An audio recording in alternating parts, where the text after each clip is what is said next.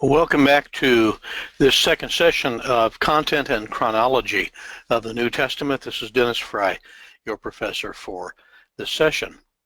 We are going to turn our attention now to a most interesting and I believe one of the least understood issues of the New Testament. We're going to deal with the issue of brothers and cousins. Brothers and cousins. You know, generally it is, and this may not at all be the case for you, but I'm sure you will agree with me that generally speaking, we think of the disciples that Jesus called as men who he went out and found, pulled from the ordinary, everyday milieu of humanity of his day, ignorant and illiterate and uneducated, people that he shocked in when he called them, and for the most part, complete strangers to him. And nothing could be further from the truth. We are about to embark upon what I believe is one of the least understood and yet one of the most wonderful affirmations of the Messiahship of Jesus Christ. So let's begin to take a look at the disciples from a biblical and historically accurate perspective. Let's first of all take a look at John chapter, the Gospel of John chapter 1, and we'll turn to that together. So I'm going to turn to it as you turn to it. I'm turning in my paper Bible, and you may wish to do the same, or you may want to go to use your electronic Bible, which is good too. That's also a good thing to use. All right, now, as we look at John chapter 1, drop down to verse 35. John chapter 1, verse 35. And again the next day, after John stood, and two of his disciples, and looking upon Jesus as he walked, he saith, Behold, the Lamb of God. And the two disciples heard him speak, and they followed Jesus. Wow. Then Jesus turned and saw them following, and saith unto them, What seek ye?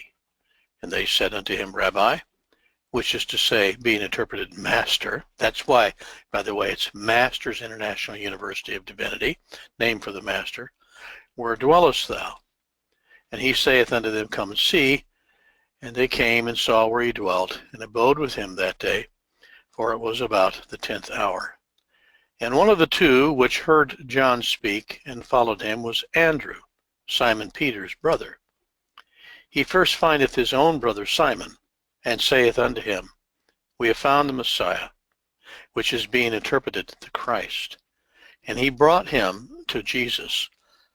And when Jesus beheld him, he said, Thou art Simon, son of Jonah. Thou shalt be called Cephas, which is by interpretation a stone. The day following, Jesus would go forth into Galilee, and findeth Philip, and saith unto him, Follow me. Now Philip was of Bethsaida, the city of Andrew and Peter.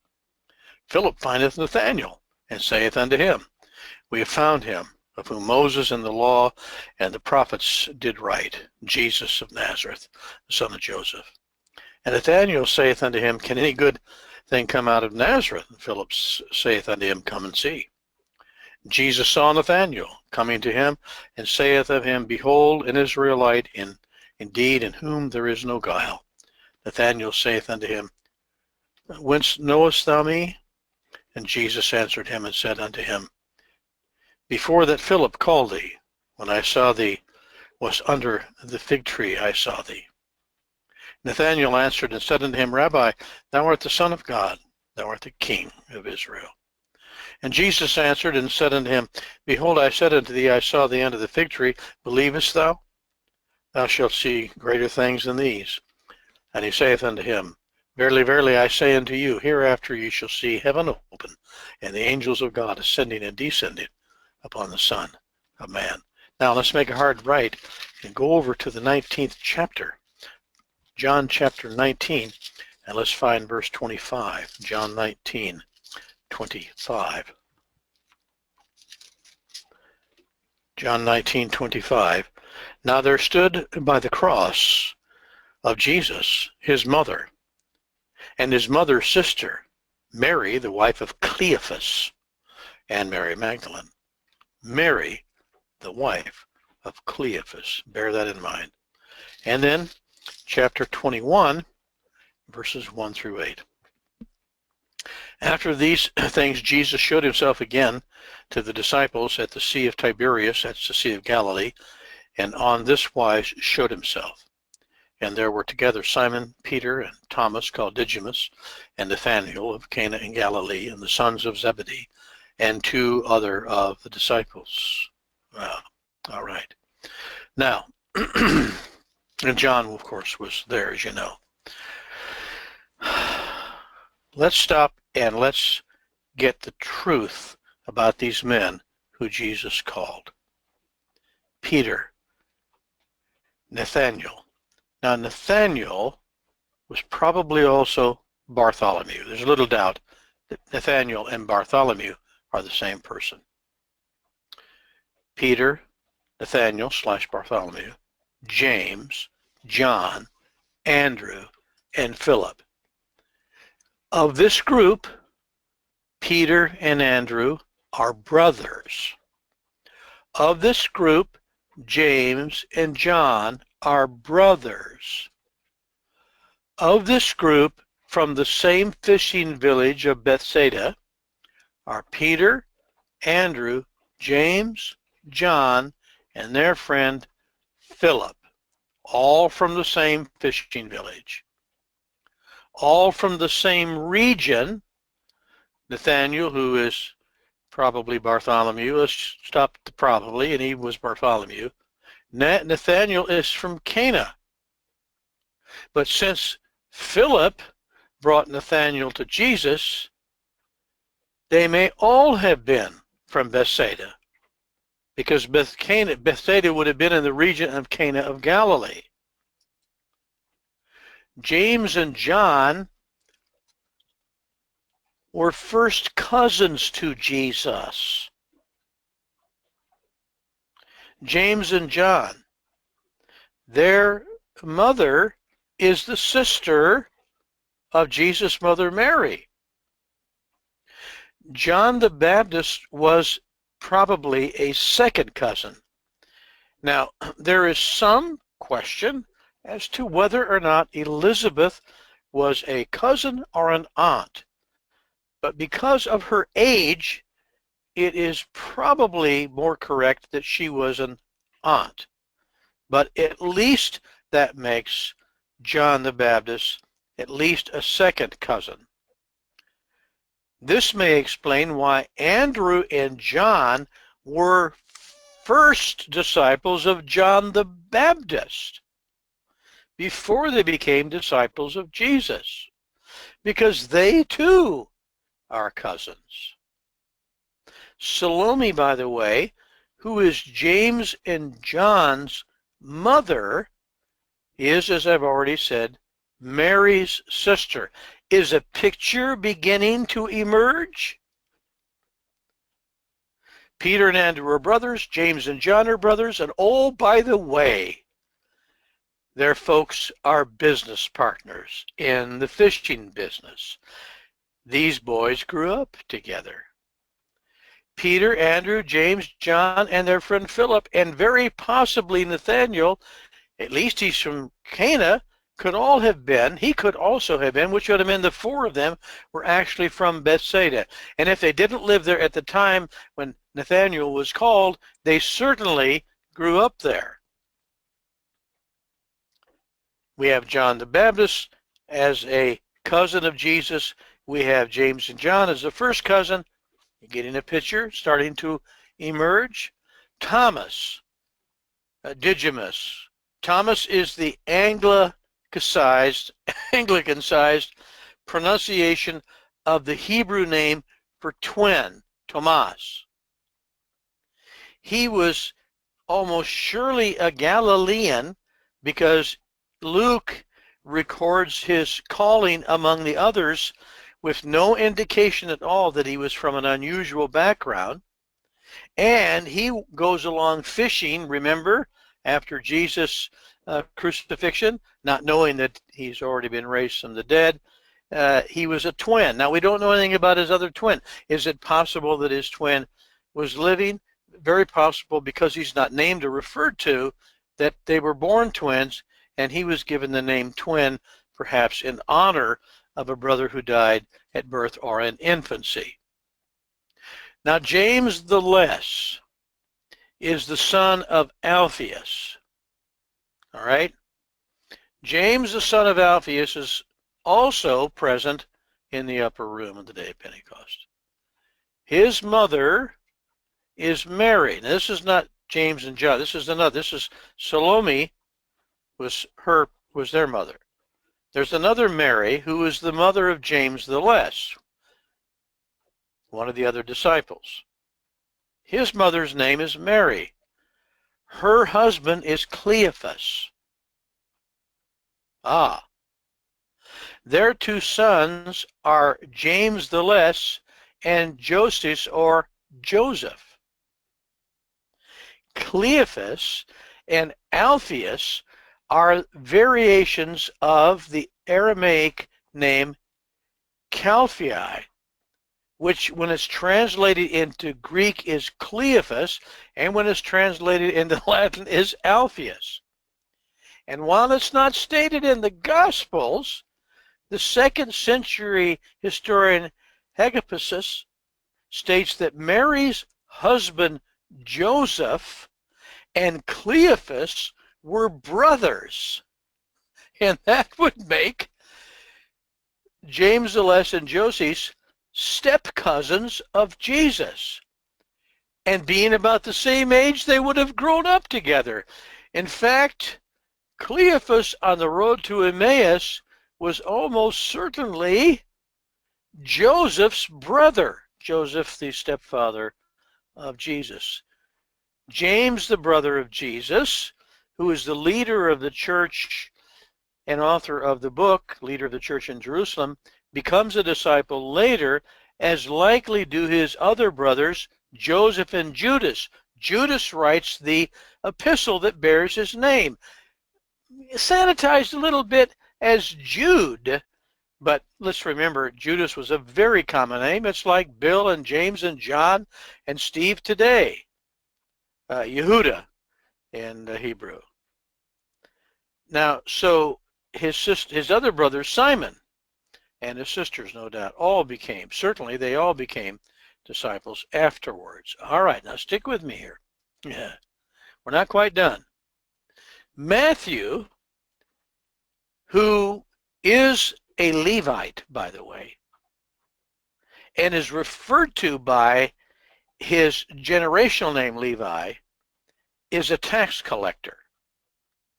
Mark 2:14 and Luke 5:27. He is the son of Alphaeus. James, the son of Alphaeus, is one of the apostles as well. This indicates that both Matthew and his half-brother were in close association with Jesus. Mary, the mother of James, keeps vigil at the foot of the cross with Mary, the mother of Jesus. And so if the James mentioned here is the same as the son of Alphaeus, then we have a larger family closely associated with the family of Jesus. That means that either as step brothers or full brothers, James were James and Matthew. Now, are we beginning to see the pattern emerge, or has it already emerged? Jesus did not call various men who, except for James and John and Peter and Andrew, had no idea who one another were. Let's remember, Jesus grows up in Nazareth. Bethsaida is not that far away. Let's remember that, well, let me take you back in Jesus' ministry, Jesus' life before his ministry, to when he is about 12 years of age and he is in the temple and he's talking with the teachers in the temple. His family they go off, they leave him. Oh, maybe they should have called the Department of Children and Family Services. They left him. They'd gone a couple of days before they realized he's gone. Why is that? Well, it's because the family members and friends from the Galilee area that were related either by blood or related by business got together annually and every year, not only when Jesus was 12, but every year after they came back from Egypt, his family, and every year during his entire earthly life, he goes to Jerusalem for Passover. The fact is, Jesus and his 11 disciples grew up together in the same region and almost surely knew one another from childhood through adolescence, through teenage years and young adulthood. And the reason Jesus wasn't missed was because it was common to take one great big family and everybody look after everybody else's kids. And they presumed, they being his parents, that he was in the company of the larger family, both the family that were related by blood and the family that were related by association and friendship. And so the picture that emerges is that Jesus calls as his disciples Torah observant Jews in whom he has personal confidence because he knows them and has known them, if not all, practically all of their lives. Now we're going to come back to what that means for the Messiahship of Jesus, but let's take another look at the one person who didn't grow up in the Galilee whom he called, and that was the one who betrayed him, Judas Iscariot. Now, Iscariot's not his last name or his father's name. It refers to this town south of Jerusalem, which he grew up in, where he came from.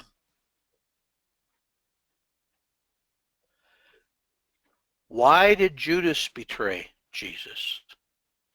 Is it because there remained in his mind some lingering doubt as to whether Jesus truly was something more than a great prophet? I mean, remember, the prophets performed miracles. The prophets did great teaching. The prophets told parables. The prophets healed, even raised people from the dead. Is it because he didn't grow up with Jesus that he had enough doubt in his mind that he was willing to betray him? Is that possible? Bear that in mind, and let's think about the disciples who followed Jesus knowing about his childhood, his teen years, his young adulthood. If there were any men on the planet who could say, oh yeah, we know about Jesus from Nazareth. Yeah, we know about his. Yeah, we know his daddy's Joseph. He's dead now, but we remembered him. Oh yeah, we know his mother. Yeah. In fact, well, hey, did you know that he's my first cousin? Yeah, he met mine too. Well, he's not related to me by blood, but I'll tell you what, my friends over here, James and John, well, we grew up together and we knew Jesus from childhood because our folks were in the fishing business together. And Matthew raises his hand. He said, well, wait a minute, hold on. You know what? My mom is related because my dad was Joseph's brother. And there's no way that Jesus could possibly be Messiah. No way. Just couldn't happen. Why is that? Well, because we know him. We grew up with him. We remembered him. I mean, we've known him all of our lives. Don't you remember what he said when he was you remember that thing that happened when he turned 16? Do you remember what happened when he turned 21 and such? Listen, if there were any people on the planet that would have reason to discount Jesus as qualifying to be Messiah, it was his disciples from Galilee. Is this why they were willing to give their lives for him? Is this why they were willing to leave what they were doing, leave their professions, and follow him? Is this why they were in such a conundrum and why they were in such terrible, desperate, deep depression over his crucifixion? Because in every other way he had proven himself to be Messiah, and now he's dead. How can this be?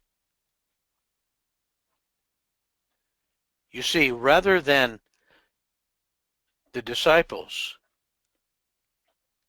having to be convinced that he is Messiah, they had no reason to doubt that he could be Messiah on the basis of knowing him from his childhood. Now you stop and think about some of the kids you grew up with, you went to school with, went to high school with, some of the kids in your family. You get together, family, cousins by the dozens, if you've got them. And what if one of them said to you, you know what, I'm Jesus, I'm Messiah, I'm God's chosen? Would you believe him? Based upon what you know about him? Well, based upon what these disciples knew about Jesus, they didn't doubt him. The only one that betrayed him was Judas. You say, well, Peter betrays, that's a different issue. He didn't turn him in. And by the way, all of the disciples who did desert him after his crucifixion came back and followed him and gave their lives for him.